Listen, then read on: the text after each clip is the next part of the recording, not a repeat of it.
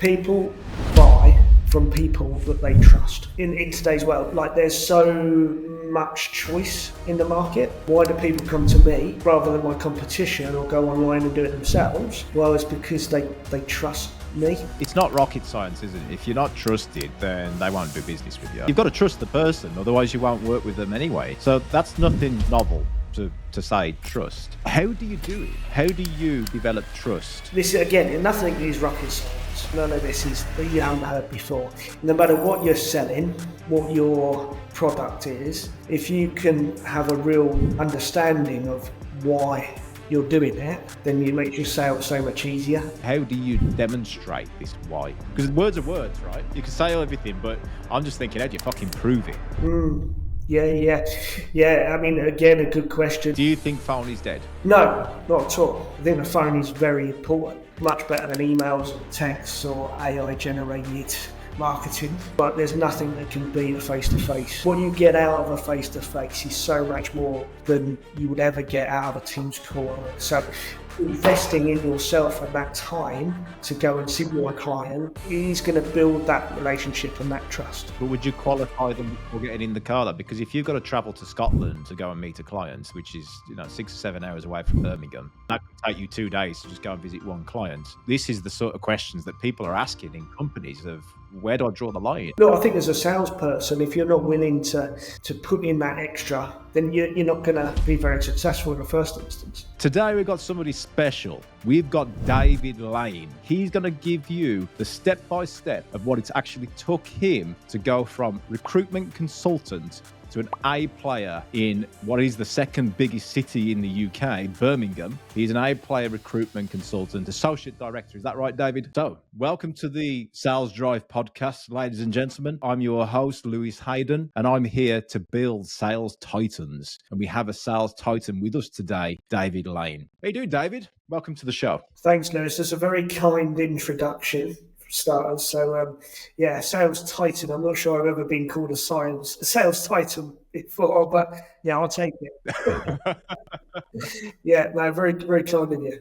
So give us your background then, David. So I've told you, you tell us about the company that you're a part of, and tell us about some of the biggest learnings you've had so far in your career in becoming that sales titan. Yeah, great. So as you said, I work for Joshua Robert. Josh Powell, he's my boss, and you've had him on the podcast. Great guy.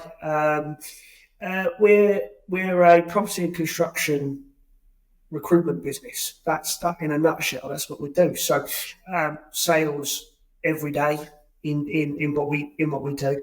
I've been doing it for 10 years now. Prior to Josh, I was with a large corporate. Funnily enough, the same one Josh was with. So a lot of synergy there, and we're now building our own business in Birmingham and recruiting internationally. So Josh, if you go and listen to the Josh podcast, I used to coach Josh in a business coaching capacity, and when I first met him, he was on his journey of how he was scaling to his to certain levels of millions of revenue. And I remember him saying to me, Lewis, one of the big goals I want to achieve is to have international presence. So now he's in Miami. He's in London as well. So you've got offices in London now, haven't you? Yeah, absolutely. Yeah. You've got people down there. But the main hub is, from my accent especially, is the Birmingham accent. And that's where your main office is. Is that right? And that's where you're based. Yeah, so based in Birmingham, in the Jewellery Quarter, we've got an office there. We're all experienced what movers and shakers is what I say. So we're all that's my terminology. We're movers and shakers. We've all been doing it for a long time, and we know what we're doing. We're all experts in our field. That said, we're learning every single day. Every single day, every single conversation is different, and it's a constant growth, personal development as well as the business growth as well. So yeah, we're all over that. So sales title, expert, all of that stuff. I don't know it all. There's no one answer But this is the reality, isn't it, David? Is that, if you review where I think I met Josh around about 4 or 5 years ago, the amount of progress he's made by having, and this is really interesting for the listeners, because we get listeners on this podcast that are employees, entrepreneurs, managers, directors like yourself, certain sort of executives, CEOs, C-suite, all sorts. We're hearing now of what it actually takes to get people like you, retain people like you. So if you are the business owner, entrepreneur, you're going to hear from David today of what it actually takes to find people like David, and how you tick, David, to become a high performer within a business, because that's quite a big challenge for a lot of companies, a lot of business owners, and a lot of managers, is how they find people like you and retain people and motivate you. What are your drivers? Yeah. So having Josh on the podcast was really cool, because it shows that people can do it. If you set goals like, I'm going to have a place in America, in Miami, I'm going to have a place, from Birmingham to then go to London. Having you on this show is evidence of that having A players and building them allows those goals to happen. 100%. Yeah, I think every business in the country at the moment is struggling with A players and finding them and engaging with them. And this is our business, isn't it? This is what we do day in, day out. Is find that talent for the market. And engage with them, and how we sell to them. Do you know?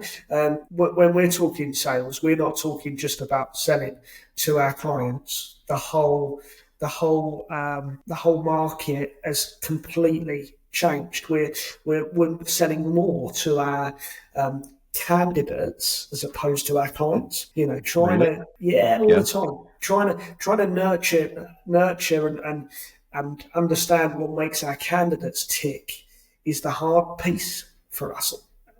And in this current market, and that's been a huge change. When I first came into recruitment, it was all about finding a job, finding a client that wants to give you their job. Yeah, totally spin that 360. Nowadays, we're all about engaging and learning from our candidates so that we've got the best product in the marketplace. To sell. To have the best product in the marketplace, and you do that through engaging with your candidates. And tell me more about that. So when you say engaging, what sort of processes would you do? Because I'm thinking about this to give the listeners, by the way, that our managers and business owners, they need to have this sort of information from you, because you're playing at such a high level, and the standards that you hold yourself accountable. When I see what your company does, everyone else thinks they may be a high performer, but you guys are high performers because you've actually proven the track record of it. So what are you doing differently that you think a lot of other companies might be missing? Yeah. Look, first of all, I think we're constantly improving every day on exactly that. How do we engage more with our candidates and clients, and what can we do? I think we get paid for the transaction of recruitment. Okay. However, my candidates and clients and my network use me because of everything else that I provide for them. So it's not just a single offering; it's the knowledge, the expertise, the advice, the help. They lean on you. For example, most recently, a client of mine renegotiating on his own contracts of employment. Well, he lent on me for that information. Now, that's not going to make me any money, not now, but the relationship and the strength of that relationship will make me money in years and years and years to come. So how will it make you money in years to come? Give us more information on that then. Yeah, really, really good point, Lewis. It's trust. It's trust. Okay. So people buy from people that they trust. So from my experience, and in today's world, like there's so much choice in the market. There's so much choice, and if you look at sort of compare the market, for example, why do you go to an insurance broker when there's no need? Nowadays, there's compare the market.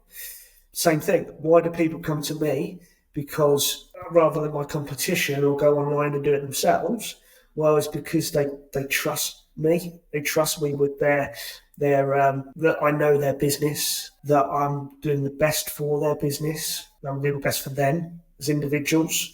You know, I can bring them opportunities, and I'm almost an extension of their business. Really, I'll give you another short example. I do construction recruitment. So construction recruitment is very project based. There's we have major construction sites in Birmingham, in London, across the UK, huge multi-million pound jobs. They will have subcontractor meetings on site. The real art from my point of view is we get a seat at that table. We're in that table developing that project alongside the client and their subcontractors. So that's quite a privileged place to be in. We're there on site doing it, and that's we get a real grasp of it. But you only get invited to those meetings if you're trusted. Right, but so I mean, it's not rocket science, is it? If you're not trusted, then they won't do business with you, and that's whether it was 2024, whether it's been 1990 or 1950. You've got to trust the person, otherwise you won't work with them anyway. So that's nothing novel to say trust. How do you do it? How do you, if you've got, say, a competitor, let's say Sam Smith or whatever it is. Sorry, Sam Smith, if you're listening, by the way. If Sam Smith is your competitor and she works for an XYZ company and she's calling the same customer, how do you develop trust over Sam Smith? No. For me, it's just this again. Nothing is rocket science. None of this is that you haven't heard before. It's just doing it consistency, but also knowing your why. So why more for me? Like that's why I do it. So why that's really important to me is my why. Why am I doing this? But then also articulating that to my client is what helps me build that trust. So my why, and everybody's will be different depending on what you do as a job. Okay, my why in the construction industry is when you wake up in the morning and you brush your teeth before you get your nice suit on and come to a podcast, somebody has put that tap where it needs to be. Somebody has designed where that tap is going to be, and somebody has surveyed that tap in order to get there. So the 4 people that are involved in putting your tap in your place have improved your life today. Okay. So that is my why. I want to be a part of improving people's lives. And I truly, honestly believe that. So when I'm placing the right talent into the right jobs to create buildings or schools or universities, hospitals, for example, all these important jobs are actually about the end result, the end user, you, me. And I think no matter what you're selling, what your product is, if you can have a real understanding of why you're doing it, then you make your sales so much easier. So I'm Sam Smith now. By the way, I warned you, David, as we come onto this podcast, I'm gonna be a bastard. Because that's what people need. People need to have this information from you. So I'm going to dig a little bit deeper. Well, Sam Smith got my boss. So it's not live. So if it was live, I'd be getting some text messages, I'm sure. Make sure he doesn't say this. No, he's a great guy, Josh. He's a great guy. Go and listen to the podcast, by the way, and subscribe to this podcast so you can listen to other guests like Josh, and you'll see exactly what David means. But back to the point here, David, is that if I was Sam Smith, right, and I would be on a call and I'd say, look, the reason I'm speaking to you right now, Mr. Client, is because I care and I have a strong why that I want to make people's lives better. Is that convincing enough to get that person to go, I'm going to still pick David? How do you demonstrate this why? Because words are words, right? You can say everything, but I'm just thinking, how do you fucking prove it? Yeah. I mean, again, a good question, Lewis. And you're, yeah, as you rightly said, you're a bastard. But um, it's it's um, it's how you articulate that to the client. So the Yeah. reason I'm doing my job is all about the end user, and that's why I'm invested in it. Okay. Now, if that helps your client, then great. You know, is that middleman, and it's showing that bigger picture and that empathy, that drive to all be in the same direction. Okay. Um, and if you can articulate that correctly to your client, then you're going to gain and win that trust that I spoke about. Drive to be in the same direction. I like that. That's really cool. That's really cool. So yeah, that and it's easier. I will say it's easier done face to face than it is any other way. When you're trying to sell that initially. So in that instance, you know, you said you were on a phone. Well, that's great. Phone calls are brilliant, much better than emails or texts or AI generated marketing. Do you think so? Do you think phone is dead? No, not at all. Not at all. I think the phone is very important, but there's nothing that can beat a face to face meeting. Right. So face to face, if you can. The challenge with face to face is if you're not local to them, you've got to travel, right? So that's a dead time when you're traveling. I question that. I think. I mean, I used to do a lot of moves anyway nowadays, but it's valuable. What you get out of a face to face is so much more than you would ever get out of a Teams call. So, investing in yourself and that time to go and see your client is going to build that relationship and that trust. Would you qualify them before getting in the car? Though? Because if you've got to travel to Scotland to go and meet a client, which is 6 or 7 hours away from Birmingham, and that could take you 2 days to just go and visit one client. I mean, and by the way, I'm challenging you on this because this is the sort of questions that people are asking in companies of where do I draw the line? Yeah, no, I think as a salesperson, if you're not willing to put in that extra effort and put in that, then you're not going to be very successful in the first instance. You know, you need to be a self-starter. You need to be prepared to put in that legwork and get to see your clients. The effort that effort that you put in means that they're going to trust you straight off the. Right. You're going to be along that journey of trust. Nobody's going to trust you straight away. Nobody's going to trust you, But by making that phone call, setting that meeting, and making sure that we stick to that as well, you gotta keep to the. You gotta keep to your promises. I want to come and see you because it's important that I really understand who you are, what you're doing, what sites you've got going on, really get under the skin of it.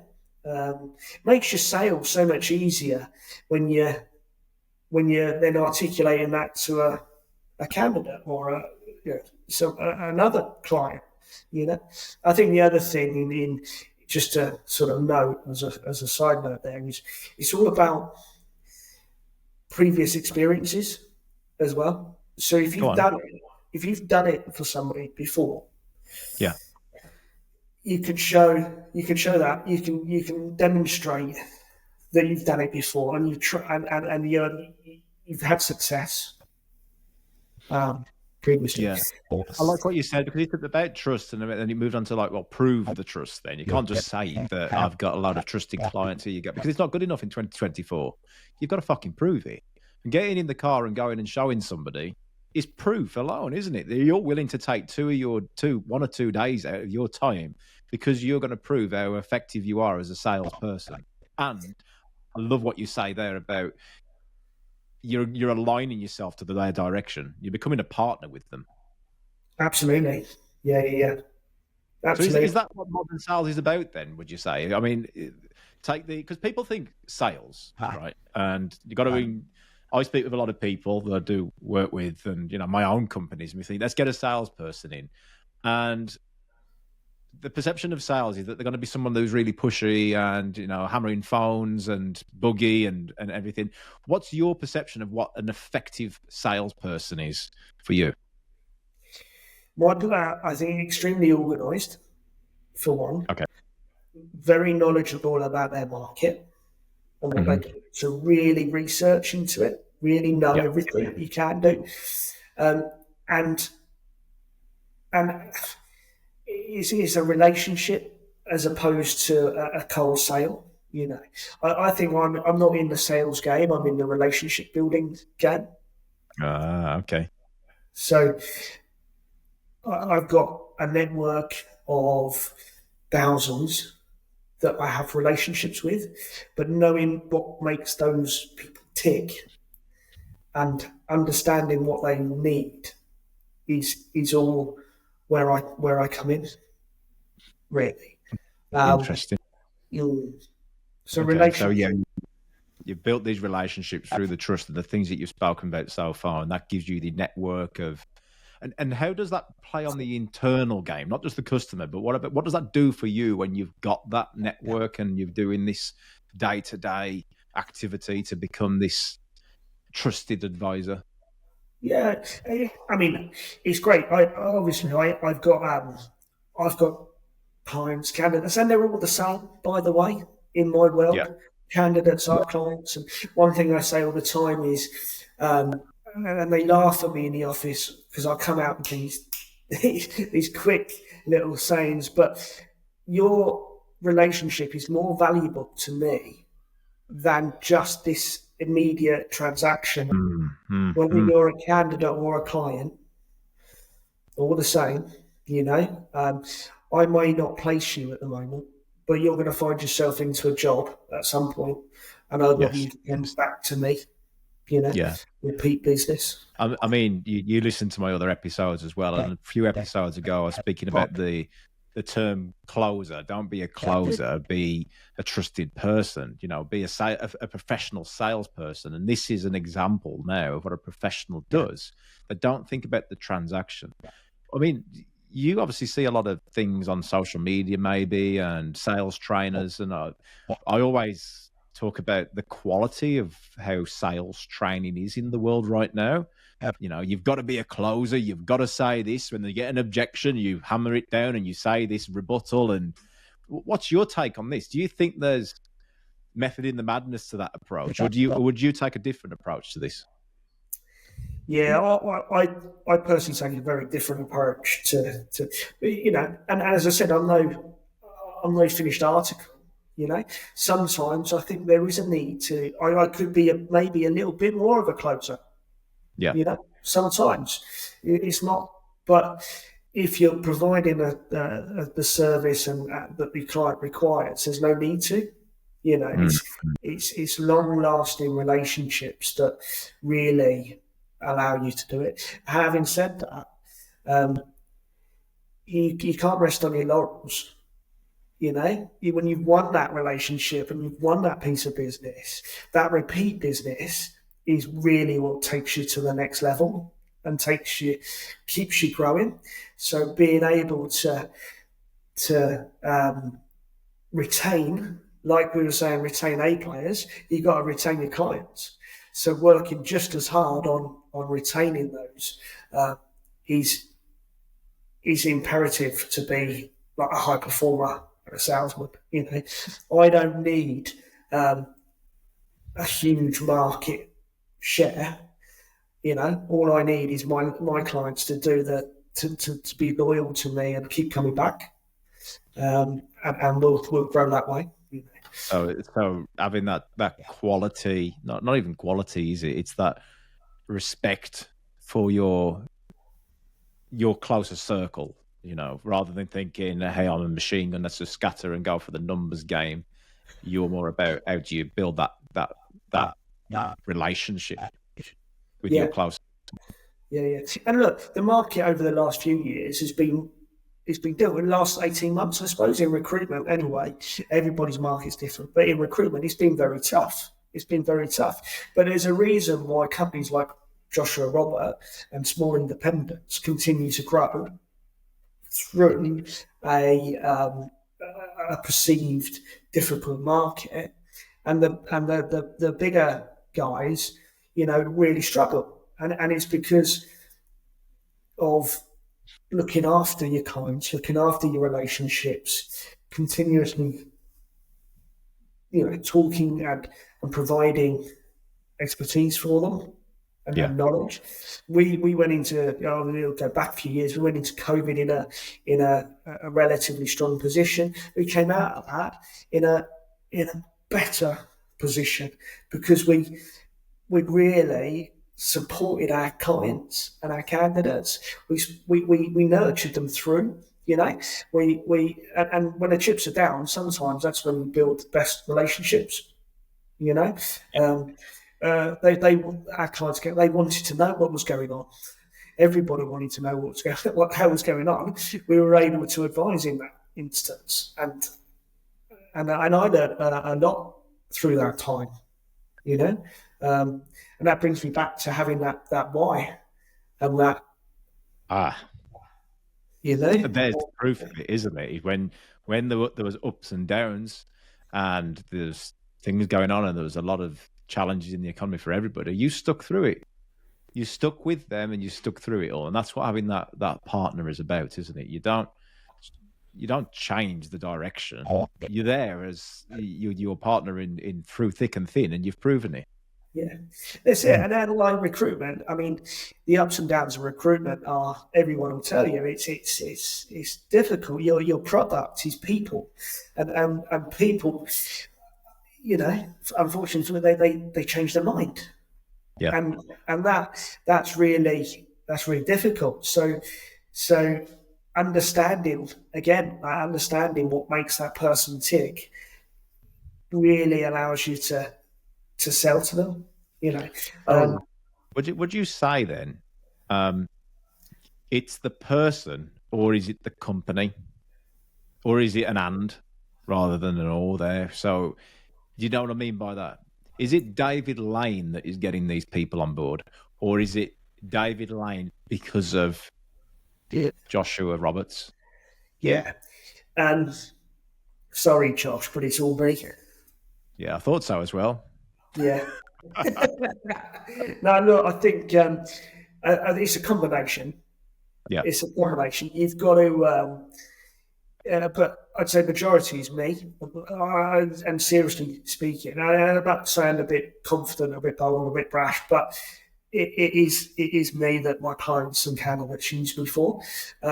However, I have to be aligned with Joshua Robert and its core values, which I fully.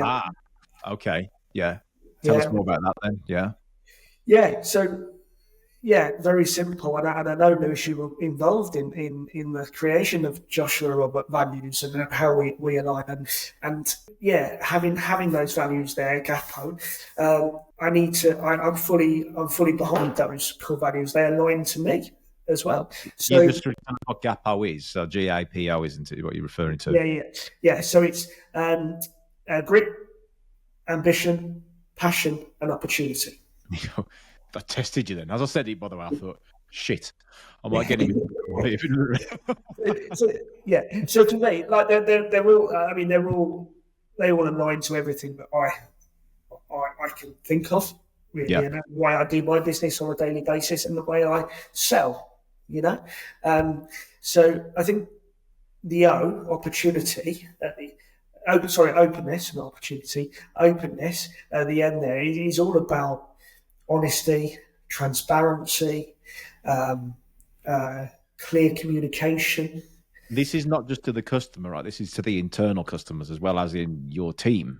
Yeah, absolutely. I think if you're not open and honest and transparent with your own colleagues, like how something's really going wrong, I think people nowadays, they want that. They want that openness. They want that transparency. They want to know where you're going and why you're doing it and what your drive is.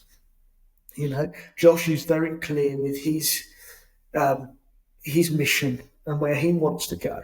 So I align to that. Great. I'm in a really good point where, you know, and I'm selling myself all the time to Josh. You know, where's that next promotion coming from? Where's that next bit of commission? What can I do to earn a little bit more? You know, constantly pushing those boundaries on him, which is great. So yeah, but I'm really open about that. Yeah. Well, it's sometimes as well. I mean, I do the same in my firms as well, is that I want my A players in my business to scale. And I get it from the start that they want to scale, otherwise they're in the wrong location anyway, because the values of the business is grow, okay? So we've got to grow. If we don't grow, we get left behind. There's plenty of competitors. They're always coming and going. You know, they show up and then they go and then they do their own thing, and we continue to grow. As long as we keep growing, we'll always be resilient to anything that comes up.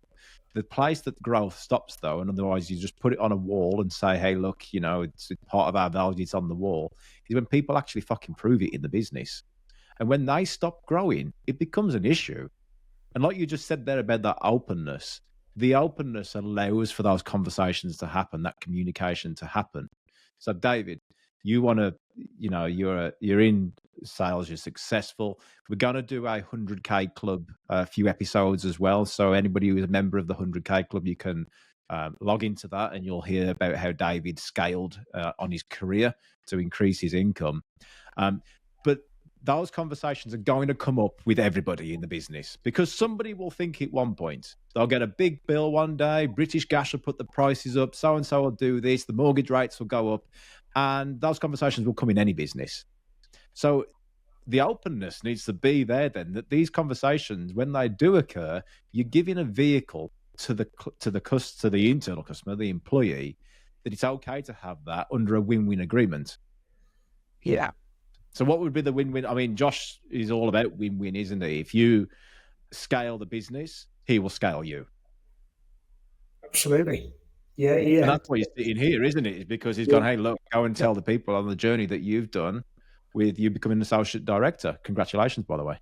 Thank you. Yeah. The openness is absolutely key. You know, another thing I say, they do like, is you've got to call a spade, right? Yeah. You've got to call a spade. You may not like what I'm about to tell you, but you need to hear it. You know, and sometimes. Me personally, or is that what you say? Yeah, that's what. Yeah. Bit of both, Lewis. You need to hear it. You may not like it, but that's where you really do build long-lasting relationships. Is when you can have those conversations. What gives Josh the right to be able to say that to you, and you not turn around and go, "Fuck you, Josh"? How dare you say that to me?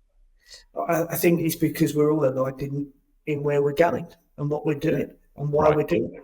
So we've got the same end goal, you know, and we've got a strong purpose and vision around how we're going to get there.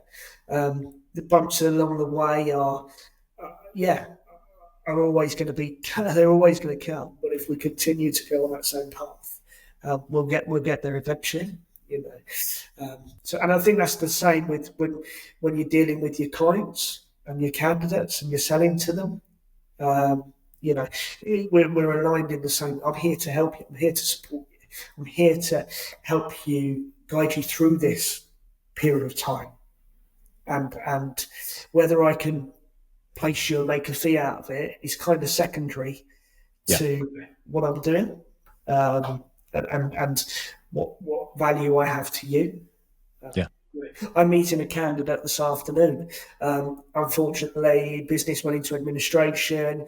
He's been there for a very long time, no idea which direction to turn in. Okay, great.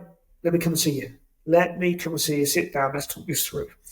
Let's figure out a plan, and we'll take it forward. No promises. Not going to promise I can find you a job, but what I will do is promise my service to you. You know, It sounds like it's unconditional. You're helping them, and that they may be in a little bit of turmoil right now, but you're going to help them by just giving them a bit of clarity and a bit of a plan. And if they choose to choose you in the future, or wherever that may lead to, it sounds unconditional from you. You know what I mean? There's no, you're not after anything back from it. You're just doing the right thing. 100%. Yeah, absolutely. Yeah. So, And go on, mate. Sorry, carry on if there's more. no, it's all right. No, I just think in sales, if you can keep that to your, to your gut, then you're doing the right thing, and you're going to go in the right direction. What about when people need a bit of a push? Because if they've never been there before, they need a little bit more convincing. Without being pushy salesperson, where do you draw the line between this is being pushy and they may perceive me as pushy, or they just need a little bit of a bit more confidence here? So I'm going to pursue with them a little bit more because they need me in their life. What's your take on that? Yeah, interesting. I think it's all about setting expectations at the very beginning, from my world. So if I were to tell you, this is what I do, and this is how I do it, and this is where we're going to get to, okay? If that is to happen, what would your response be?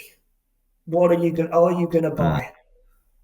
So if it's a product, you're setting that out at the very beginning. If I get to a stage in my career where you're going to get a job offer, if this was the salary and this was the bonus and this was that, is that something that you would accept? Okay. Yeah, I would. Yeah, great.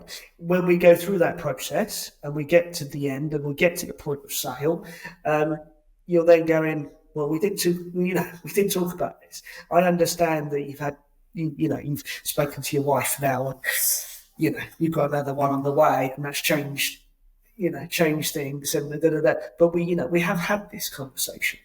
So yeah, I think that's really important in that challenge, really. So I refer to that as positioning them from the beginning. Yeah. They need to know that throughout this sales process, you may think this is just an idea where people come along and they just buy some nice products and they go ahead and they go, but here's the reality.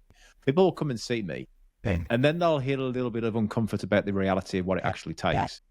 The actual job that I actually do is giving you that confidence to take that step forward. And sometimes I do have to put a little bit of pressure on you, because if you don't put that pressure on you, change does not happen and you end up in the same place. So just a bit of a pre-warning now that when that happens, I'm doing it from the right place. Yeah, just briefly, I've learned a lot about that recently. We're forcing candidates in Toronto, Canada. The building firm out there have come to us and asked, can we find the best UK talent to go out there and build what they need to do? Absolutely, yeah, absolutely, yeah. Now this is a huge. It's not about the job. The guys and girls in the UK can do the job. This is totally all about everything else that goes along with relocation internationally.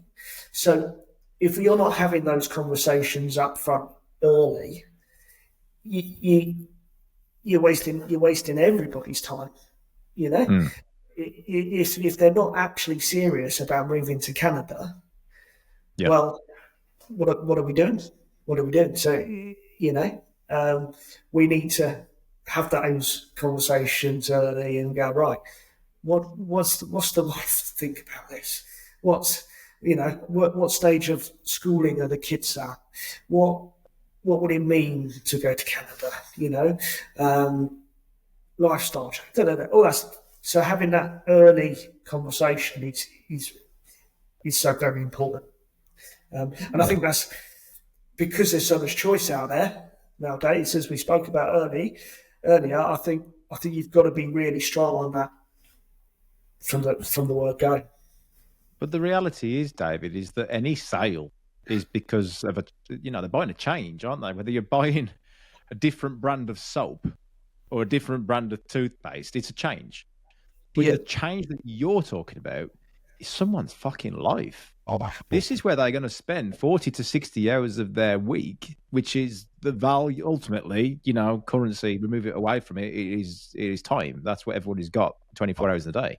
Yeah. So the currency here is time, and you're going to spend different hours in a different place that could have a big impact in your life and how your future ends up.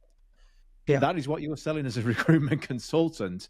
And what I'm getting from you is that the level of emotional intelligence of understanding what that change can bring along that journey is critical for you to get to have that relationship with them from the start. Absolutely. I mean, that's one extreme is Toronto, Canada, right? Yeah. The other extreme is your forklift driver or your labourer that you're going to place into a job in Birmingham for 2 weeks. Okay. Well, that is more money in his back pocket, which changes his life. Yeah. Yeah. It's the end, wherever he's building, wherever he's labouring on, changes their lives because they move into a new house or move into a new office or they use a new hospital. It also changes that man's life as well because he's got 2 weeks' money in his back pocket, Yeah. and that's so important. Yeah. Sales is changing lives. That's what we're coming to a conclusion here. Okay. So to wrap it up then, mate, I just want to give us your biggest tip that if you could speak to all the business owners that listen to this right now, all the managers that listen to this right now, and all the employees. So business owner or director, manager, and employee. What would be the biggest tip that you'd give each one of them? I think business owner or manager, I think you've got to incentivize your staff to really to get high performance out of them.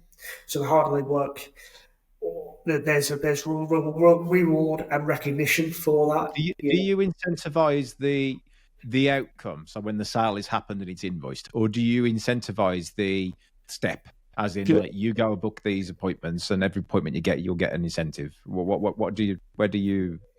Josh, it's all about performance. All about the activity and what you're doing on a day to day. We drive behaviours as opposed to outcomes. Right. So if you're putting enough in, you'll get enough out. It's that old triangle, isn't it? That pyramid of success. The more we put in, the more we get out. From an accountant perspective, though, or a financial controller perspective, it's like, well, the invoice hasn't been paid yet, so you're actually rewarding. You see where these barriers could start to mix between. If you haven't been paid, then how could you pay someone? But my take on it is, no, you're actually paying for the behaviour, for they've gone and done the shit to make something happen. Yeah, this comes down to mindset, and I'm a salesman and I'm an entrepreneur, right? So credit control, they go and do their job. As a salesman and as a entrepreneur, it's all about my behaviours and getting more going again. Yeah. So in my mindset isn't worried about I want to get paid, don't get me wrong. But let's keep pushing the boundaries. Let's keep doing that. And if my boss targets me on that, then I'm going to go away and do that. Yeah, exactly. And what about the employees, mate? So what about employees? What do they need to do to step up to become a sales titan? Yeah. I think you need to be a self-starter. 100%. You've got to get out there and go for it and do it. I think you've got to challenge your boss or your director or your business owner, whoever's above you. Challenge them because you're in such a fortunate position where really it doesn't matter to you.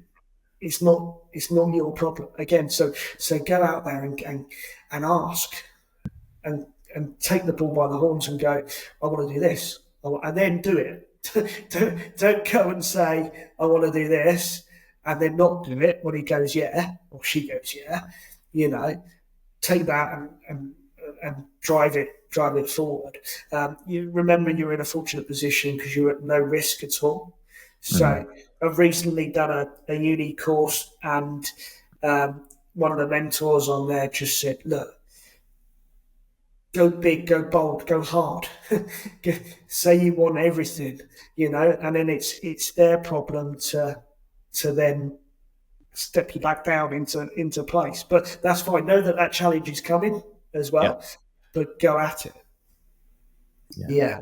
It's an attitude thing, isn't it? From from an investor perspective and business owner perspective here. Yeah. I like what you just said. Yeah. And make it my issue of how I reward you for it, But like you just mentioned as well, don't say it all and then not do it. That's a big frustration because you're not skin in the game. You're not proving it. David, I think this has been absolutely fantastic. We've shared a lot of value. 45 minutes already. It's been fantastic to have you on, Correct. guys. Ladies and gents, if you're listening to this, then save this episode as one of the favorites because there's so many gold nuggets that David has just mentioned of being the business owner investor, being the manager, and also being an employee and how you become an A player and a high earner in whatever that you do in sales. So make sure you save this one, share it with your friends and team members as well, because having an environment of people that are like you, David, we haven't spoke about, touched on that, but I'm sure that it's going to help when everyone else is on that same sort of, like you said, they're aligned. They're all thinking the same sort of thing. And your team member as an associate director, you want your team to be thinking that. So I'm sure you will, David, is share this with all your team members. People out there, managers and directors, they need to be sharing this with their team as well. Otherwise, the business doesn't grow and the environment doesn't grow. Okay. Thanks, David. Thanks for coming on. We're about to jump into the 100K Club now and record two or three small little episodes about how you become a super high earner in what you do. So anybody who's a member of that, they can click the link in the show notes and they can become a member if you're not a member of it. If not, catch you on the next episode and be great.